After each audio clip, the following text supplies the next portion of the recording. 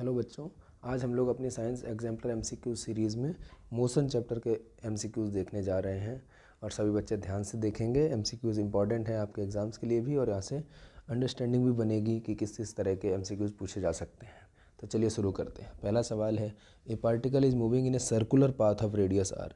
एक पार्टिकल जो है सर्कुलर पाथ में चल रहा है और इस सर्किल की रेडियस कितनी है, स्मॉल आर।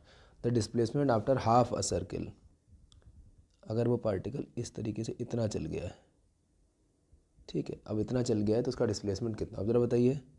यहाँ से चला तो आर ये हो गया, फिर आर ये हो गया, तो आर और आर कुल मिला के यहाँ से लेके यहाँ तक कितना हो गया, ये 2r। तो डिस्प्लेसमेंट कितना हो जाएगा, डिस्प्लेसमेंट हो जाएगा कुल मिला के 2r। ठीक है, डिस्प्लेसमेंट हो जाएगा 2r। तो यहाँ पर सही ऑप्शन कौन सा हो जाएगा, सी वाला। ओके, अच्छा यहीं पर अगर वो पूछ लेते, हालांकि पूछा नहीं, पूछते डिस्टेंस, तो डिस्टेंस क्या होती है, डिस्टेंस होती है ये पूरी, ये जो बाउंड्री हम कवर कर रहे हैं ये कितनी हो जाएगी, पूरा सर्किल होता तो 2πr, आधा सर्किल होगा तो πr, तो डिस्टेंस होगी πr और डिस्प्लेसमेंट 2r। ओके, तो अब मैं इसको हटा देता हूँ। ओके, नेक्स्ट क्वेश्चन कहा गया है, a body is thrown vertically upward with velocity u। एक बॉडी को नीचे से ऊपर फेंका गया u वेलोसिटी के साथ, ऐसे फेंका गया और इसको जो वेलोसिटी दी गई शुरुआत में वो u है। The greatest height h to which it will rise. अब हम जानते हैं कि जब भी बॉडी को नीचे से ऊपर फेंका जाता है तो जब वो मैक्सिमम हाइट पर होगी तो वहाँ पर उसकी जो वेलोसिटी होगी वो 0 हो जाएगी। नीचे से हम उसको u कुछ भी देंगे, सर्टेन इनिशियल वेलोसिटी हम उसको देंगे और फिर सर्टेन इनिशियल वेलोसिटी हम उसको देंगे, जितनी ज़्यादा वेलोसिटी देंगे उतना ही हाइट पर वो पहुँचेगी। ठीक है, कितनी हाइट पर पहुँचेगी वो हमें पता लगाना है। ठीक है, अब हम h पता लगाना चाहते हैं। हम क्या पता लगाना चाहते हैं कि वो कितनी हाइट तक पहुँचेगी। ठीक है, यहाँ से हमने फेंका तो मैक्सिमम कितनी हाइट तक वो पहुँचेगी। ठीक है, तो चलिए देखते हैं, इसको हम हटा देते हैं पहले। ओके, और अब चलिए अब हम यूज करेंगे इक्वेशन ऑफ मोशन थर्ड वाली, v² - u² is equal to 2as। अब जब वर्टिकल या डाउनवर्ड होता है मोशन तो जो हमारी वेलोसिटी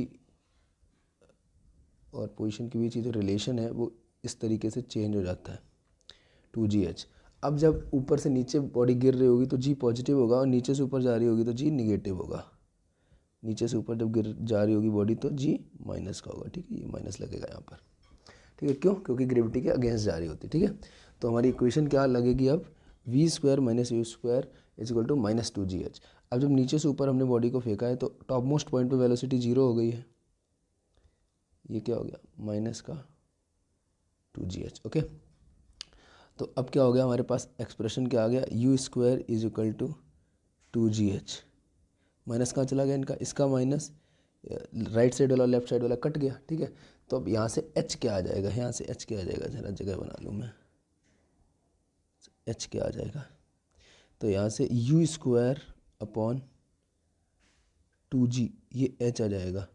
ठीक है, तो h की वैल्यू क्या आ जाएगी, u² अपॉन 2g। ठीक है, तो अभी आप समझ गए होंगे, अब आप ऑप्शन देखिए कौन सा हो जाएगा, h क्या हो जाएगा, u² अपॉन 2g। तो मैक्सिमम हाइट कितनी हो जाएगी, u² अपॉन 2g। सही ऑप्शन हो गया बी वाला। Okay, next question, the numerical ratio of displacement and distance for moving object is. Ratio बताना है डिस्प्लेसमेंट और डिस्टेंस का। तो देखिए भैया, डिस्प्लेसमेंट और डिस्टेंस का रेशियो हमें बताना है, डिस्प्लेसमेंट का डिस्टेंस के साथ रेशियो।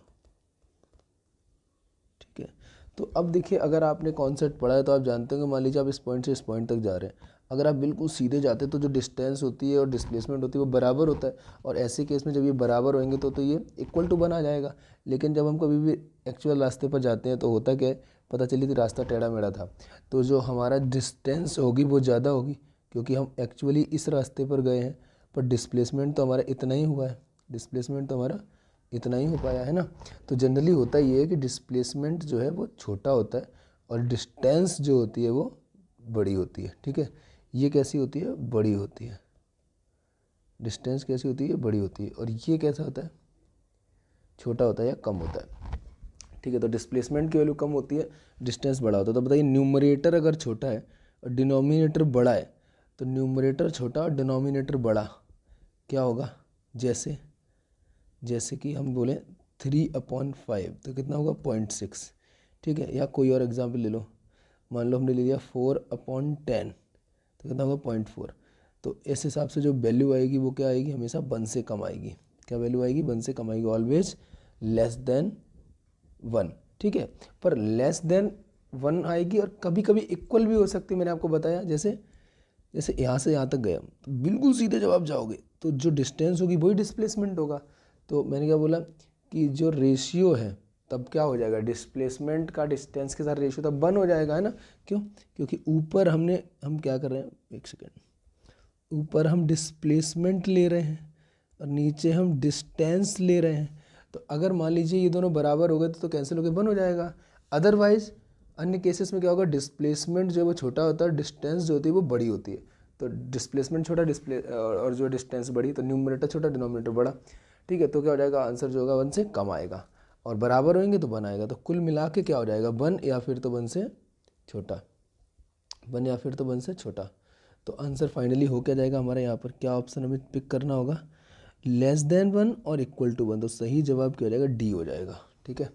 अच्छा ध्यान रखिए इसी सवाल में, ध्यान रखिए कि इसी सवाल नंबर 3 में अगर वो उल्टा पूछ लें, डिस्टेंस का डिस्प्लेसमेंट के साथ रेशियो, तब फिर हम डिस्टेंस ऊपर लिखेंगे और डिस्प्लेसमेंट नीचे लिखेंगे। फिर ये क्या होगा, जब ये बराबर होंगे तब तो आंसर 1 आएगा। और अगर बराबर नहीं हुए, जैसे कि आप यहाँ से यहाँ तक जा रहे हो और आप ऐसे टेढ़ी मेढ़ी वाली रास्ते से जा रहे हैं, तो डिस्टेंस आपकी ज़्यादा होगी, डिस्प्लेसमेंट कम होगा, है ना। तो फिर क्या होगा, हमेशा की ही तरह डिस्टेंस ज़्यादा होगी और डिस्प्लेसमेंट कम होगा। तो अब न्यूमरेटर ज़्यादा हो गया, डिनोमिनेटर कम हो गया, न्यूमरेटर ज़्यादा डिनोमिनेटर कम, तो इससे क्या हो जाएगा, अब आंसर 1 से बड़ा आएगा। तो ओवरऑल क्या हो जाएगा, आंसर ग्रेटर देन और इक्वल टू 1 हो जाएगा। तब ग्रेटर देन और इक्वल टू 1 हो जाएगा। तो हमें बेसिकली ये देखना होगा कि पूछा क्या है उसने। बट कॉन्सेप्चुअली क्या होता है कि हमारा जो डिस्प्लेसमेंट होता है वो लेस देन और इक्वल टू डिस्टेंस होता है, ये आप याद रखेंगे, ठीक है, ये बात ध्यान रखेंगे। चलिए अब हम आगे बढ़ते हैं।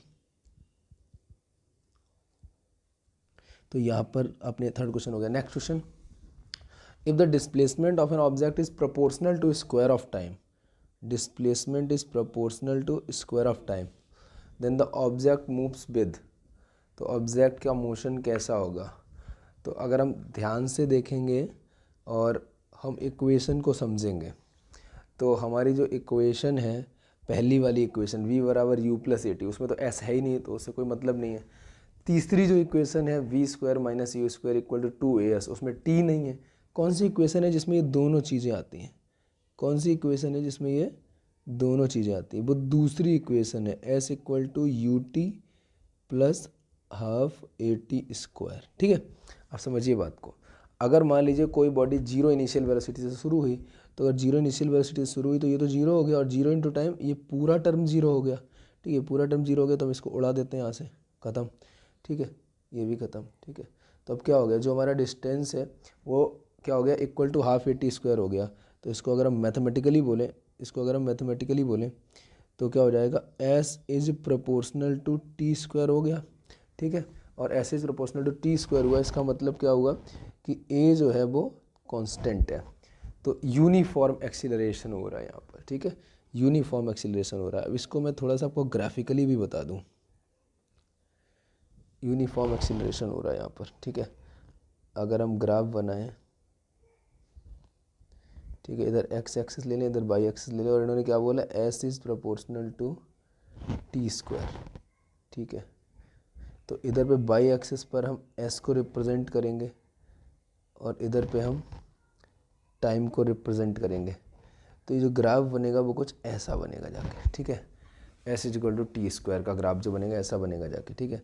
तो अब जब ये इस तरह का ग्राफ बनेगा, मैं ज़रा वाई और एक्स हटा देता हूँ, इनको कोई खास मतलब रह नहीं गया यहाँ पे, है ना, ये तो बस आपको मैथमेटिकली समझाने के लिए बताया कि इधर वाई होता है, ठीक है। तो अब बताइए आप, s is proportional to t square का ग्राफ ऐसा बनेगा। तो अब इसका क्या मतलब है, समय के साथ जो पोजीशन है वो चेंज हो रही है, बट कैसे हो रही है, यूनिफॉर्मली चेंज नहीं हो रही है। अगर यूनिफॉर्म रूप से चेंज होती है तो यूनिफॉर्म वेलोसिटी या यूनिफॉर्म मोशन कहा जाता है। अभी ये क्या है, यूनिफॉर्म एक्सीलरेशन है, ठीक है। तो आई होप आप समझ गए होंगे और अब इन चीज़ों को दिमाग में रखेंगे तो यहाँ पर यूनिफॉर्म एक्सीलरेशन हो जाएगा, सही जवाब हो जाएगा B option. Okay next, from the VT graph given in the picture it can be inferred that the object. जब देखिए वीटी ग्राफ कैसा है, वीटी ग्राफ कैसा बना हुआ आप सामने देख पा रहे होंगे कि यहाँ पर जो है line parallel to the time axis है, ये टाइम एक्सिस है और इसके पैरेलल जा रही है। इसका मतलब क्या, समय तो आगे बढ़ रहा है, समय के साथ वेलोसिटी ना आपकी ऊपर जा रही है ना नीचे जा रही है, ना बढ़ रही है ना घट रही है, कैसी रह रही है, यूनिफॉर्म रह रही है। तो ये मोशन कैसा हो जाएगा, यूनिफॉर्म मोशन हो जाएगा। तो सही जवाब क्या हो जाएगा यहाँ पर, ए हो जाएगा। ठीक है, चलिए आई होप आप समझ गए होंगे। अब आगे बढ़ते हैं। नेक्स्ट क्वेश्चन, कहा गया suppose a boy is enjoying A ride. मान लीजिए कोई भी लड़का है वो राइड सवारी करे हुए है और merry go round which is moving with a constant speed of 10 metre per second. This implies that the boy is. तो इसका क्या मतलब है कि बॉय क्या कर रहा है, ध्यान से देखिए। मैरी गो राउंड जो गोल गोल वाला झूला होता है ना, उसकी बात चल रही है। तो गोल गोल वाले झूले में वो कहीं पर ही बैठा हुआ है और ये मोशन ऐसे हो रहा है गोल गोल। ठीक है, कहा गया है इसकी जो कांस्टेंट स्पीड है 10 मीटर पर सेकंड है। कितनी स्पीड से चक्कर लगा रहा है ये, 10 मीटर पर सेकंड। 10 मीटर पर सेकंड की स्पीड से चक्कर लगा रहा है। बट आप बताइए, आपको बताया गया था कि जब भी सर्कुलर मोशन होगा तो भले ही चाहे आपकी स्पीड सेम रहे बट आपकी डायरेक्शंस बार बार बदल रही होंगी। सो क्योंकि डायरेक्शन बार बार बदल रही होंगी तो मैंने क्या बोला कि डायरेक्शन बदलने से भी क्या होता है, एक्सीलरेशन होता है। ठीक है, क्यों, क्योंकि वेलोसिटी के दो कंपोनेंट होते हैं। वेलोसिटी के दो कंपोनेंट होते हैं। वेलोसिटी में दो चीज़ें होती हैं, एक तो कौन कौन, स्पीड और दूसरी डायरेक्शन। तो अगर आपकी स्पीड बदलेगी तब तो आपको धीमे या तेज़ होती दिखाई देगी गाड़ी, तो एक्सीलरेशन कहलाएगा ये। ठीक है, और अगर स्पीड नहीं बदल रही, डायरेक्शन ही बदल रही है तो भी वेलोसिटी में बदलाव होगा, क्योंकि दोनों चीज़ें वेलोसिटी पर डिपेंड जो है रिलेट हो रही हैं। वेलोसिटी जो है दोनों चीज़ों पर डिपेंड करती है। तो अगर दोनों में से एक भी बदल गई तो फिर एक्सीलेशन हो जाएगा। तो यहाँ पर क्या हो जाएगा, झूला भले ही 10 मीटर पर सेकेंड की रफ्तार से ही घूम रहा हो बट डायरेक्शन तो बार बार बदल ही रही है ना उसकी, तो ये क्या हो जाएगा, ये एक्सीलरेटेड मोशन हो जाएगा। ठीक है, क्या हो जाएगा, एक्सीलरेटेड मोशन हो जाएगा। तो सही जवाब कौन सा हो जाएगा, ऑप्शन देखिए सी वाला ऑप्शन हो जाएगा।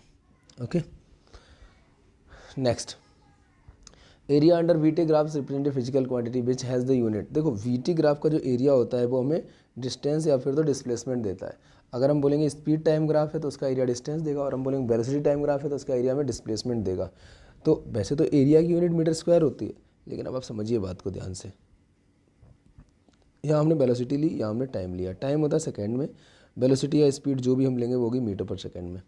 अब मान लीजिए सीधी सी हम सिंपल लाइन बना लेते हैं और यहाँ से यहाँ तक देखते हैं, ये एरिया। अब ये जो एरिया होगा वो कुछ v में कुछ t का गुणा करने से होगा, v इंटू टी होगा। और v की यूनिट क्या है, मीटर पर सेकेंड, और t की यूनिट सेकेंड। सेकेंड से सेकेंड कट जाएगा तो ओवरऑल इस क्वांटिटी की यूनिट क्या आ जाएगी, ओवरऑल इस क्वांटिटी की जो यूनिट आ जाएगी वो मीटर में आ जाएगी। ठीक है, तो मीटर में आ जाएगी। तो इसीलिए कहा जाता है कि वीटी ग्राफ का जो एरिया होता है वो हमें डिस्टेंस या फिर तो डिस्प्लेसमेंट देता है, जिसकी यूनिट क्या हो जाएगी, मीटर हो जाएगी। तो सही जवाब क्या हो जाएगा इसका, बी हो जाएगा। ओके, और ये मैं सब हटा देता हूँ। ओके चलिए आगे बढ़ते हैं। नेक्स्ट क्वेश्चन कहा गया है 4 cars ABCD are moving on a level road. 4 car move कर रही हैं। ठीक है, their distance versus time graph is given. ठीक, अब आपको बताया था मैंने कि अगर डिस्टेंस टाइम ग्राफ जो है, एक गाड़ी का ऐसा, एक गाड़ी का ऐसा, एक गाड़ी का ऐसा, एक गाड़ी का ऐसा, चारों का नाम क्या है, B, फिर A, फिर D, फिर C। तो समय के साथ देखिए, टाइम एक्सिस के साथ वर्टिकल एक्सिस हमने क्या ली है, डिस्टेंस वाली। तो समय के साथ डिस्टेंस बढ़ रहा है, बी वाला धीरे धीरे डिस्टेंस कवर कर रहा है, ए वाला तेज़ी से कर रहा है, डी वाला और तेज़ी से, सी वाला सबसे तेज़ी से। तो कहा गया car A is faster than D, car A जो है फास्ट डी से। गलत है, ये तो नीचे, ए वाला कर्व नीचे है। ठीक है, तो ये गलत हो गया। फिर लिखा है बी इज़ स्लोएस्ट, ये सही है। फिर लिखा है car D is faster than C, D is faster than C, ये भी गलत है, डी नीचे सी ऊपर है। नेक्स्ट कहा गया कार सी इज़ स्लोएस्ट, ये भी गलत है। कार बी इज़ स्लोएस्ट, ये सही है। तो सही जवाब क्या हो जाएगा हमारा, सही जवाब हो जाएगा हमारा कार बी स्लोएस्ट। तो सही ऑप्शन हो जाएगा बी वाला। Next, which are the following figure represent uniform motion of a moving object correctly. Uniform motion बता रहा है। देखिए पहले ग्राफ में जो डिस्टेंस टाइम ग्राफ है वो समय के साथ डिस्टेंस जो है वो बढ़ रही है बॉडी की, है ना। डिस्टेंस का ग्राफ भी ऊपर जा रहा है, समय के साथ डिस्टेंस बढ़ रही है लेकिन लीनियरली सीधा जा रहा है बिल्कुल, तो ये यूनिफॉर्म रूप से बढ़ रही है। दूसरे वाले ग्राफ में भी समय के साथ डिस्टेंस बढ़ रही है बट पहले वो धीरे धीरे बढ़ी फिर तेज़ी से बढ़ी, पहले धीरे धीरे ग्राफ ऊपर बढ़ा फिर तेज़ी से ऊपर बढ़ा, तो ये यूनिफॉर्म मोशन नहीं हो रहा।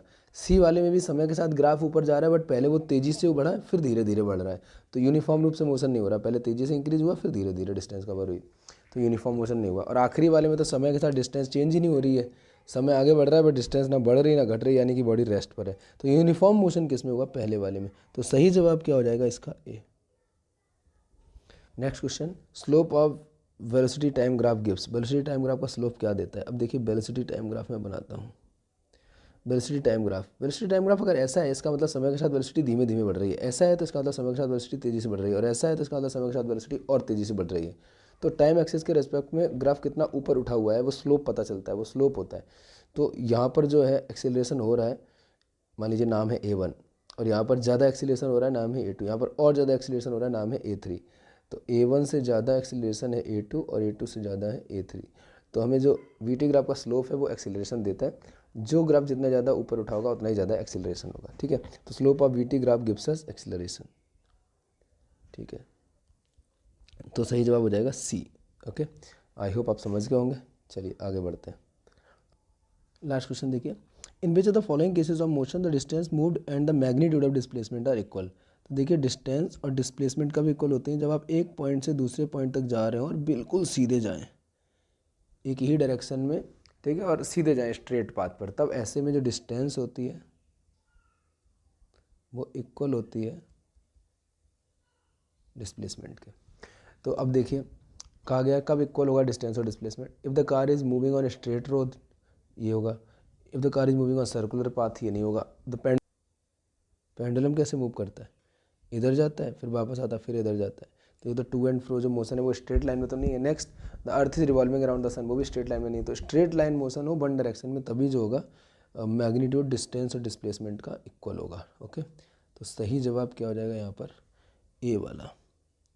तो आई होप आपको जो सारे सवाल हैं वो समझ में आ गए होंगे, और किसी को कोई डाउट हो तो आप नीचे कमेंट करके हमें बता सकते हैं, ठीक है। तो अभी हम लोग बाकी के जो चैप्टर्स हैं उनके भी MCQs एग्जाम्पलर के करेंगे, ठीक है। और सभी लोग सीरीज़ देखते रहें